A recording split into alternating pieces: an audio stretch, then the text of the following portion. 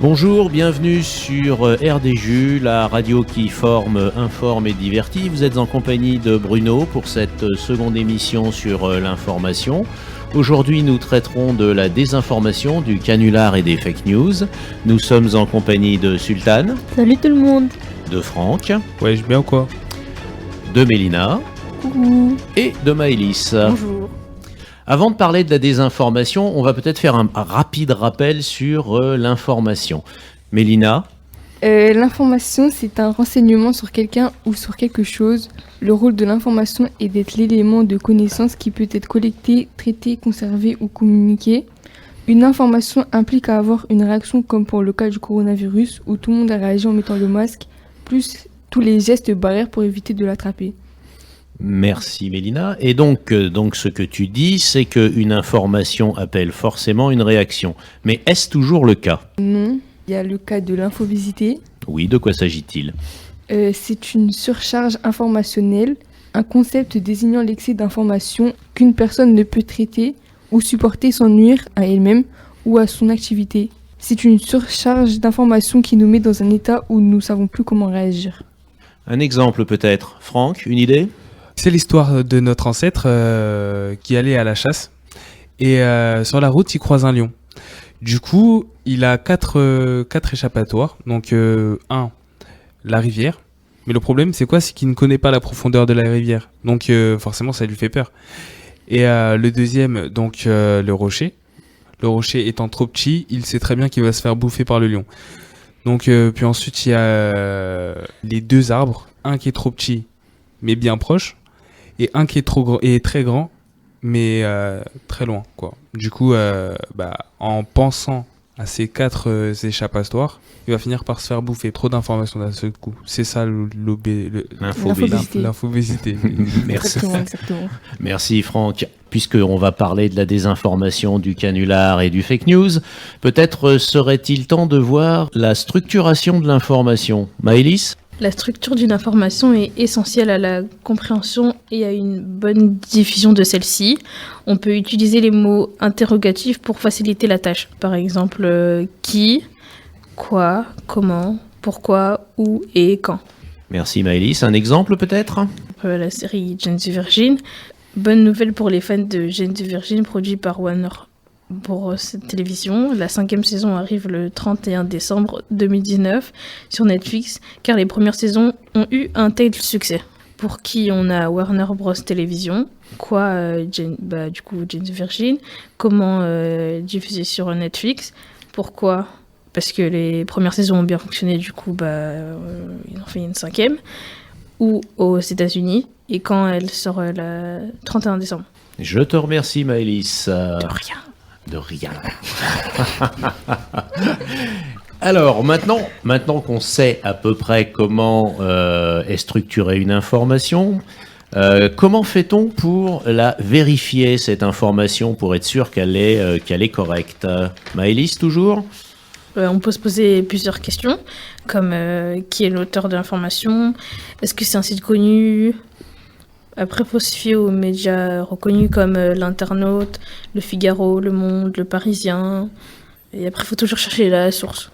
Maintenant, on va attaquer le vif du sujet avec notre ami Sultan. La désinformation, en fait, c'est toujours une fausse information, mais elle se décompose en 3 grands types de désinformation. Il y a la désinformation elle-même, le canular et le fake news. Est-ce que tu peux nous donner une définition et un exemple de chacune de ces typologies de désinformation, Sultan? Bien sûr. La désinformation signifie qu'il faut communiquer sciemment de l'information fausse destinée à tromper. Alors comme exemple, j'ai Opération Mindsmith qui était un plan britannique organisé par le système Double Cross durant la Seconde Guerre mondiale, destiné à convaincre le grand quartier général allemand que les Alliés envahiront les Balkans et la Sardaigne au lieu de la Sicile, qui était leur réel objectif. L'opération Mindsmith, c'est les services secrets anglais qui ont intoxiqué les services secrets allemands. Et est-ce que tu sais comment ils ont fait ça? Non, pas du tout. Donc, ils ont récupéré un cadavre tout à fait anonyme qui aurait dû être un officier du renseignement anglais. Et alors ils lui ont vraiment créé une vie avec un appartement, avec des photos comme s'il avait une femme. Ils l'ont tué exprès? Non, ils l'ont pas. Il était déjà mort. Et en fait, ils lui ont créé une vie pour intoxiquer les services secrets allemands qui étaient en Angleterre, parce qu'il faut savoir qu'il y avait des espions anglais en Allemagne et des espions allemands en Angleterre. À un moment donné, quand ils ont bien intoxiqué les services secrets allemands, ils ont pris ce cadavre, ils ont fait comme s'il y avait eu un accident de sous-marin ou que le sous-marin s'était fait shooter par un navire allemand. Et ils ont lâché le cadavre en Méditerranée, pas très loin d'un endroit où les Allemands pourraient le retrouver. Et dans la serviette de ce brave homme, il y avait des documents pseudo-officiels qui disaient « Attention, on va aller débarquer en Sardaigne », alors qu'en fait, ils voulaient débarquer ailleurs. Ouais. Ils sont malins. Hein. Ça, c'est de la désinformation. J'avoue. Hein, c'est beau, ça, non ? Non, mais... Pas tellement. Un cadavre, quoi. Un cadavre, quoi. Mais n'empêche qu'en attendant, ce cadavre, il a épargné la vie à des centaines de milliers d'hommes. Ah oui, j'avoue. Parce que si il s'était frotté en Sicile à tout l'armement qu'il y avait à l'époque, si tu veux mon avis, on aurait eu beaucoup plus de morts. Waouh. Voilà. C'est rien, c'est la guerre. Ok, ensuite, est-ce que tu as un exemple de canular ? Bien sûr, le canular est une fausse information. Alors l'exemple, La guerre des mondes est un roman de l'écrivain H.G. Wells qui a été adapté par Orson Welles dans une émission radiodramatique qui fait croire qu'il y aurait une attaque d'extraterrestres en cours qui a semé la panique à travers les États-Unis. Il a propagé ça, en fait il a fait passer ça à la radio avec de faux flashs d'informations, de faux témoignages ainsi que de fausses allocutions officielles qui ont donné à son programme un réalisme sans égal. Et ben voilà, donc en clair, voilà, ça c'est un très joli canular. Le roman de H.G. Wells. Je ne sais pas si vous connaissez La guerre des mondes. Non, jamais entendu parler. La guerre des mondes, c'est les Martiens qui attaquent la Terre avec des espèces de monstres mécaniques qui détruisent tout sur leur passage. Et donc Orson Welles, lui, il a fait ça comme si ça existait vraiment. Et comme le disait Sultan, les gens y ont cru et ils se sont retrouvés à partir sur les routes parce qu'ils avaient peur. Donc ça, c'est un très joli canular. Et puis nous avons la fake news. On a une définition pour la fake news alors ? Oui, la fake news, ce sont des informations mensongères diffusées dans le but de manipuler ou de tromper le public. D'accord, merci. Et en guise d'information mensongère, nous avons donc décidé sur RDJU de faire notre propre fake news. Et pour le coup, RDJU devient pour le coup la radio qui réforme, déforme et pervertit. T'as retenu que ça. Hein.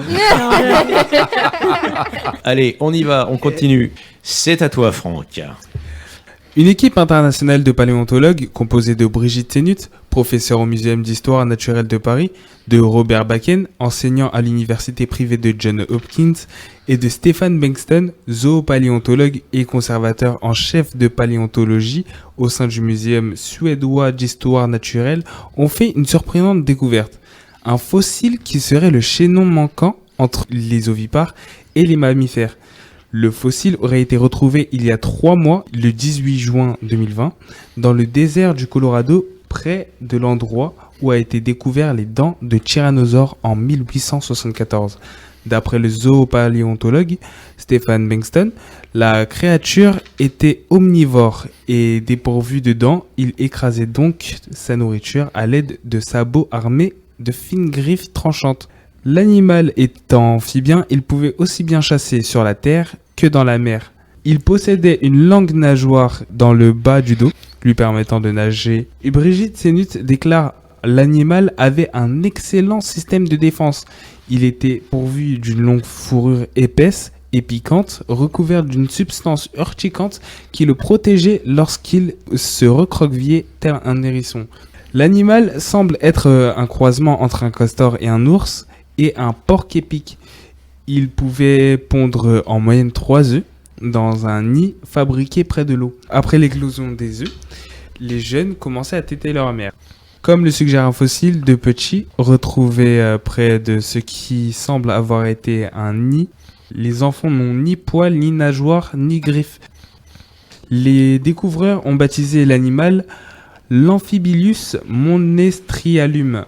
ce qui signifie amphibien monstrueux, à cause de sa taille imposante de près d'1 mètre lorsqu'il se dressait sur ses pattes arrière.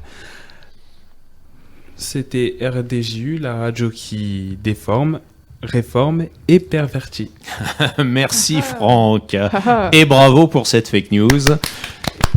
Là maintenant, on peut peut-être se faire quelque chose qu'on n'avait pas prévu, à savoir analyser cette fake news. Parce que l'intérêt de cette fake news, alors vous avez bien compris que ça n'existe absolument pas, cet animal n'existe pas. Pour autant, là où le travail de Franck et de Clémentine, parce que Clémentine a quand même aidé à faire Mais malheureusement, dans ce elle est travail, pas, et malheureusement près de Clémentine nous. n'est pas là, oui. On pourrait peut-être analyser cette fake news, car comme je le disais à l'instant, effectivement, personne n'est dupe, il n'y a pas d'amphibien monstrueux, ça n'existe pas. En revanche, là où le travail a été très bien fait, c'est qu'il mélange des fausses nouvelles avec des vraies informations. Exactement, tous les paléontologues, les paléontologues de l'information existent. Voilà. Qu'est-ce qui existe encore ? Il y a les dents des tyrannosaures découvertes en 1874. Ça, c'est exact. Le lieu dans le désert, ça existe. Les plantes urticantes qui Ça parlent existe aussi. Ouais, ça. D'accord. Et puis l'idée de croiser un ours, un porc-épic et un castor, bah oui, l'idée existe aussi puisque ces animaux-là existent. Exact. C'est Voilà. ça. Donc voilà, l'intérêt de cette fake news, on a mêlé des fausses informations avec des vraies. Exact. Ce qui, du coup, augmente la crédibilité de la fake news. Si jamais on faisait une recherche sur les paléontologues, effectivement, ils existent. D'où la complexité de savoir ce qui est vrai et pas vrai. Avant de terminer cette émission, je tenais à remercier Mélina qui a baptisé notre mascotte. Donc un micro avec une bonnette, on va dire, un peu personnalisée. Et Avec elle un l'a gros nez. baptisé Yo-Yo. Voilà. Voilà. Donc merci Mélina. Force à yo-yo, hein. De rien, de Merci rien. Mélina. On est là. Donc, vous étiez bien sur RDJU, la radio qui informe, déforme Et perverti. et pervertit. Non, c'est Ouais, pas ouais, celle-là. Pourquoi tu l'as pas dit, toi? On l'entend plus. Qui réforme, déforme et pervertit. Voilà, c'est ça. Exactement. Il a Oh, il dit est tout perver- content. Il a dit perverti avec un grand sourire. Ah quand même. Vous étiez bien sur RDJU, la radio qui forme, informe et divertit, et qui parfois réforme, déforme et pervertit. Wouh. Nous étions aujourd'hui avec Sultan, Bah ouais, logique, wesh. et Désolé. avec Franck, avec Mélina, Oh, et avec Maëlys.